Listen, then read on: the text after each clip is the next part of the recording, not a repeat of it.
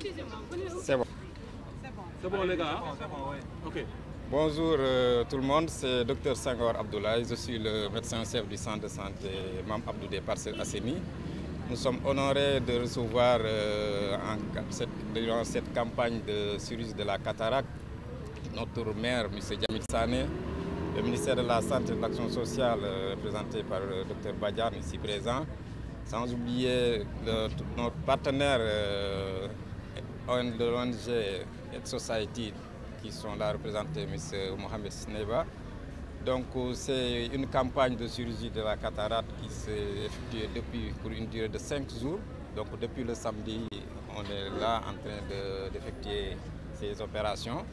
Donc ça se passe bien. Donc vous voyez, on a reçu du monde, la population est sortie massivement. Il y en a qui viennent d'autres lieux, d'autres maires, depuis les régions pour venir se faire opérer. Donc présentement, on est presque à 900 personnes qui ont été opérées. Pour le 5e jour, je pense qu'aujourd'hui, si on ajoute le nombre de participants, ça va faire 1000 et quelques. Donc pour vous dire que le besoin est là et que nous disons merci à tous cette collaboration, aussi bien au niveau ministériel qu'au niveau de la commune, de que ça se pérennise. Et que cette ONG, on va continuer à les solliciter davantage pour que ça puisse être décentralisé partout à travers le pays. Merci beaucoup. Le docteur Senghor, médecin-chef. Tey nag dañ doon accueillir fii nii ñi nga xam ne mooy chirurgie de cataracte bi fi xew depuis juróomi fan ñu ngi koy def fii ci centre de santé bi. ñan ñoo ko organisé mooy ministère de la santé en collaboration avec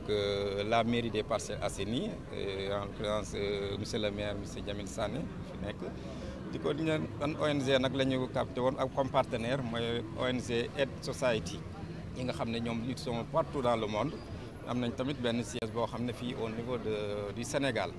donc seen directeur bi taxaw monsieur Mohamed Sneba bi nga xam ne yàgg nañ koy def nag nekkul la première fii ci Sénégal def nañ ko ay yëmbal semaine passée rek lañ jógee Diourbel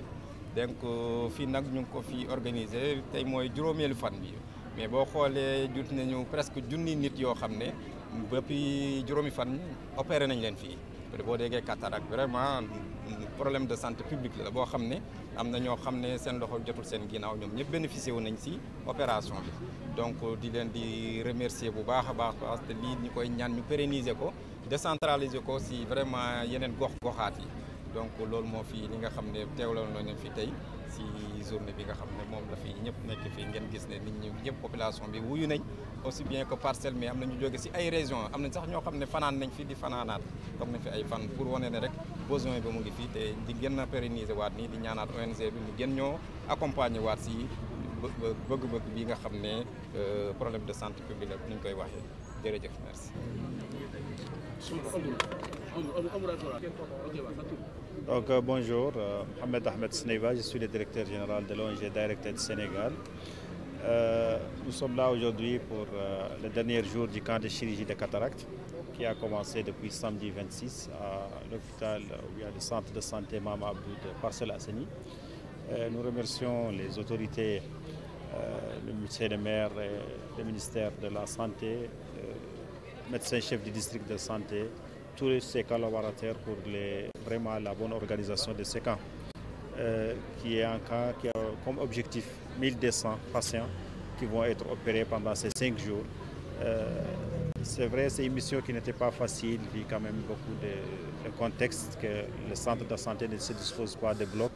tout ça là, mais malgré ça, nous avons quand même avec le ministère, avec la mairie, le médecin-chef, on a pu trouver des solutions quand même adéquates pour la tenue de cette activité au profit de nos populations. Nous rappelons que ce camp rentre dans l'objectif de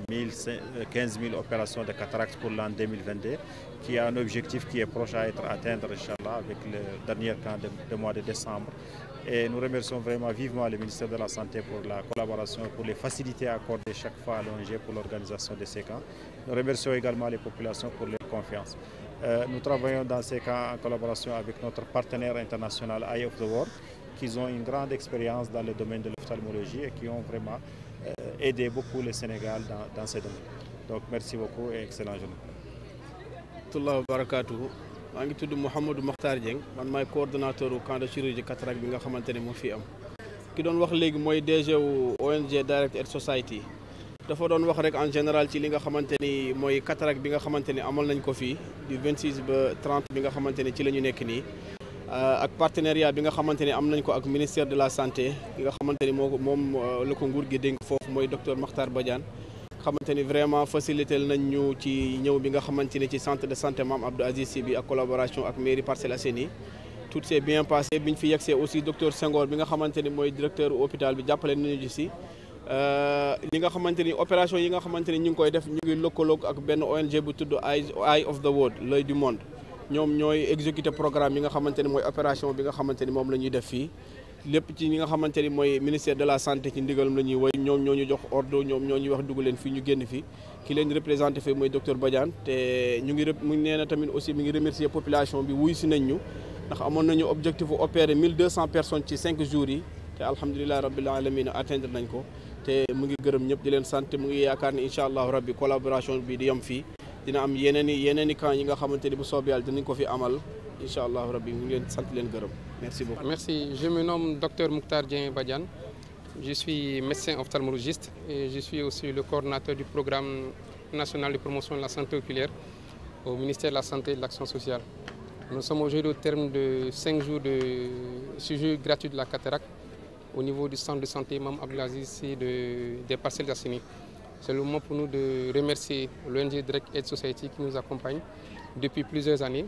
dans le cadre de la prise en charge des cas de cataracte, mais aussi dans le cadre du transfert de compétences dans la formation continue. Mais aussi de remercier Monsieur le maire qui est ici présent avec son équipe, qui n'a ménagé aucun effort pour l'appui et la réussite de cet événement. Mais aussi mention spéciale au docteur Senghor qui est notre aîné, qu'on a trouvé sur place, qui vraiment a diligenté cette activité depuis sa conception jusqu'à aujourd'hui. Il faut dire que la cataracte est la première cause de cécité dans notre pays au Sénégal. Et chaque année, nous avons environ 30 à 35 000 cas qui sont recensés au niveau du pays. Et les structures qui font la chirurgie au niveau des différentes régions arrivent à prendre en charge une bonne partie, mais il y a une partie qui reste encore due au fait d'accessibilité géographique, mais financière, mais aussi par manque d'information. Et c'est à travers ces activités de ce genre, de campagne de chirurgie gratuite, que nous arrivons à combler ce gap-là. Et nous sommes à peu près 974 personnes qui ont été opérées aujourd'hui et il y a encore plus de 200 personnes qui sont en train d'être prises en charge à l'intérieur. Donc au total, l'objectif sera atteint à peu près plus de 1200 cas. Et chaque jour que Dieu fait durant ces 5 jours, nous examinons plus de 500 malades. Donc au total, plus de 3000 personnes ont été vues durant ces jours-là. Si ces personnes n'ont pas de cataracte, nous les orientons, nous les prodiguons des conseils ou des soins pour éventuellement prendre en charge le pourquoi ils ont été sur place. Et il faut dire qu'au-delà même de cette prise en charge-là, comme je l'ai dit tantôt, nous avons discuté avec l'ONG pour nous permettre de transférer les compétences, de permettre aux ophtalmologistes sénégalais de faire la technique qu'on appelle la phacoémulsification, qui est encore appelée le laser. Et j'en fais partie, j'ai bénéficié de formation avec eux depuis l'Égypte. Et chaque fois qu'ils sont présents, je travaille avec eux, j'opère avec eux. Et l'idée, c'est de transmettre à nos pairs, à nos collègues, cette expérience-là. Et au-delà même de la cataracte, nous sommes en train de discuter avec eux, puisque vous savez très prochainement que la greffe des cornées est en train d'être légalisée. Pour, cette chirurgie-là se fait à l'extérieur à plus de 4-5 millions. Et avec eux, nous avons décidé de voir, lorsque cette loi passera, comment est-ce que nous allons faire pour être formés et mettre des activités en place pour pouvoir soulager nos populations. Et même tout à l'heure, après ce point de presse, je verrai 2 patients qui nécessitent cette greffe de cornée-là, qu'ils vont voir si c'est possible de le faire avec eux. Leur équipe, on le fera, Inch'Allah, bien sûr à l'extérieur, le temps qu'on puisse le faire ici. Donc c'est pour dire que le besoin est là, la cataracte est un problème de santé publique et c'est sur ce que nous faisons un plaidoyer auprès de la mairie, auprès des autorités locales, comme la santé est une compétence transférée, qu'on puisse beaucoup plus davantage aider les communautés à travers les centres de santé par des équipements, mais aussi par des constructions de structures, mais aussi, Monsieur le maire est présent, il a vu l'affluence en matière de santé oculaire qu'il y a, et nous pensons que sous peu, lors du prochain budget, Inch'Allah, on aura une part pour la santé oculaire. Merci à tous et merci à vous aussi qui avez été présents pour prendre ces informations-là. Docteur Mokhtar Dieng Badiane, di médecin ophtalmologiste, maanaam docteur u bët, nekkaale coordonnateur maanaam kii jiite bureau bi toppatoo lépp lu ñu wàllu bët ci Sénégal. ci ministère de la santé et de l'action sociale. ñu ngi fii ci juróomeelu bisu chirurgie gratuite de la cataracte bi nga xam ne ñu ngi koy def depuis le 30 ci centre de santé moom depuis le 25 ci centre de santé Mame Abdoul Aziz bu Parcelles Assainies ñu ngi ci jaajëfal ONG bi tudd Direct Aid Society bi ñu dimbale depuis ay années ci prise en charge maanaam faju cataracte waa mais aussi ci joxe xam-xam maanaam transfert de compétences. C'est le moment si ñu remercier maire bi fi taxaw monsieur Sané monsieur le maire de Parcelles Assainies ci jàppale bi ñu jàppale depuis le début ci organisation bi mais mention spéciale au médecin chef centre bi di docteur Senghor bi ñu tàmbali nas projet bi ba léegi mi ngi ñu jàppale te taylu ci benn yoon. li ñu mën a wax mooy cataracte mooy première cause maanaam mooy li tax nit ki gën a nekk silmaxa ci Sénégal te at bu nekk plus de 30 000 personnes dañ koy am te suñu hôpitaux yi dinañ opérer maladie waaye dina am ñoo xam ne dañuy des duñ leen mën a opérer ndax soit duñ am accès géographique maanaam hôpital du leen jege wala duñu am xaalis wala soit duñu am information ci activités yu mel ni la ñuy def pour mën a jël ñooñu en charge te biñ fi ñëwee ba léegi bis bu nekk ñu ngi examiner lu ëpp juróomi téeméeri nit te ba tey ba démb ci ngoon opéré nañ lu ëpp juróom-ñeenti téeméeri nit te tey am na ñu ëpp ñaari téeméeri nit yu nekk ci liste bi maanaam ci lim suñ paree incha allah objectif bi ñu war a atteindre mooy junni nit ak ñeent téeméer dañ ko atteindre incha allah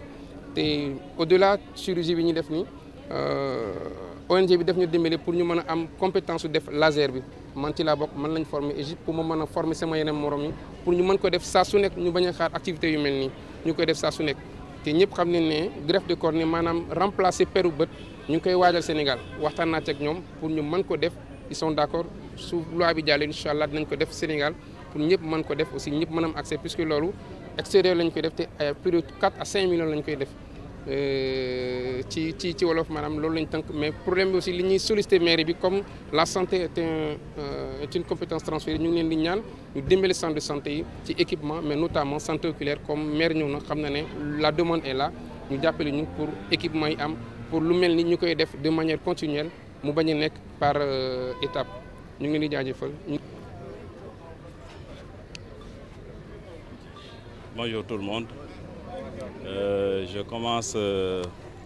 Je débute je suis Aboubacar Djamil Sané, maire des Parcelles Assainies. Aujourd'hui, je pense que c'est la 5e journée de la chirurgie de la cataracte au niveau du centre de santé Mame Abdou, que nous avons organisé avec l'appui du ministère de la Santé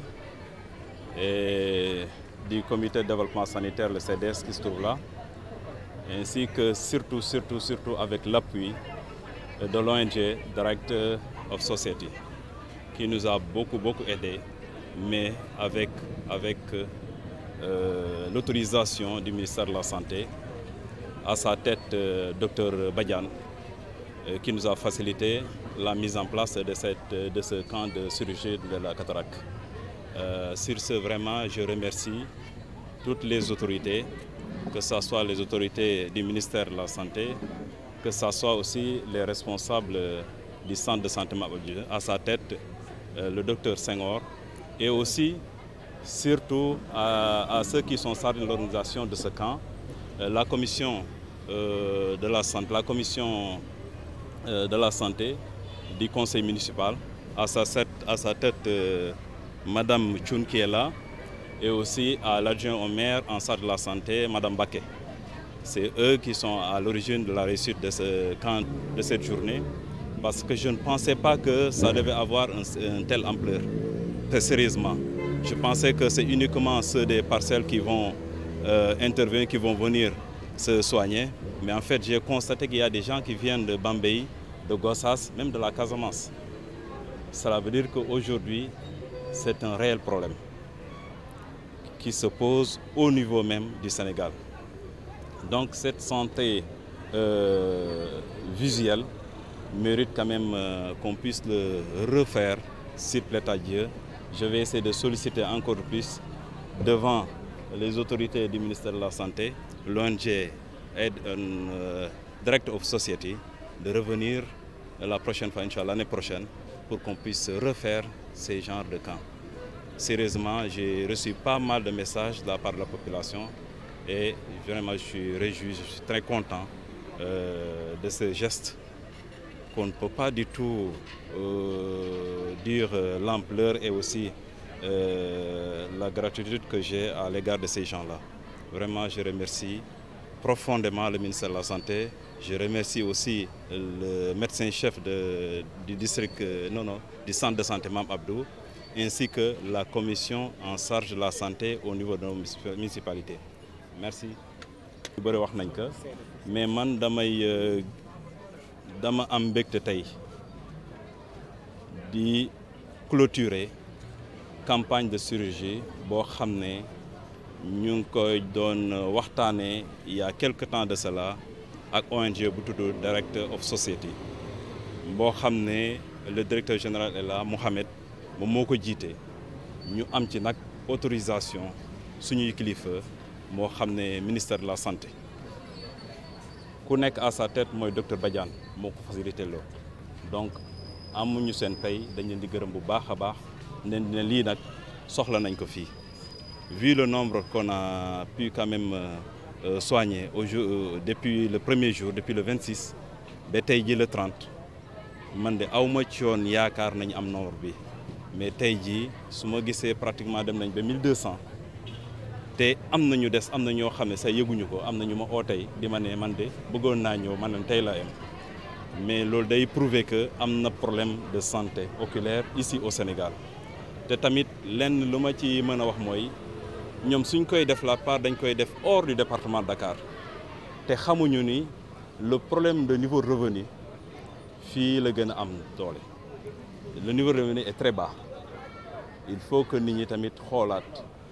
am na loo xam ne ñun soxla nañ ko fii suñu commune boo xam mooy gën a mag ci communes yi au niveau du département de Dakar te dafa engagé n'importe quel niveau surtout au niveau de revenu ñoo xam ne war nañ leen jàppale xool loo xam ne seen loxo jotul seen gannaaw ñu jàppale parce que lii foo xam di nga fa génnee 200 000 300 000 ñu ñëw defal la ko gratuitement loolu sant yàlla la te ñu ngi koy ñaan ñu ngay ñaanaat ONG bi mu ñëwaat fi déwén ñu mën ko defaat ñu mën a gën defaraat encore ba parce que tey jii hôpital bi luy suñu problème te loolu défilé à notre niveau amuñu bloc te yaakaar nañ yàlla ak suñu budget buy ñëw nii nañ jéem a prévoir quelque chose comme ça bu ñu permettre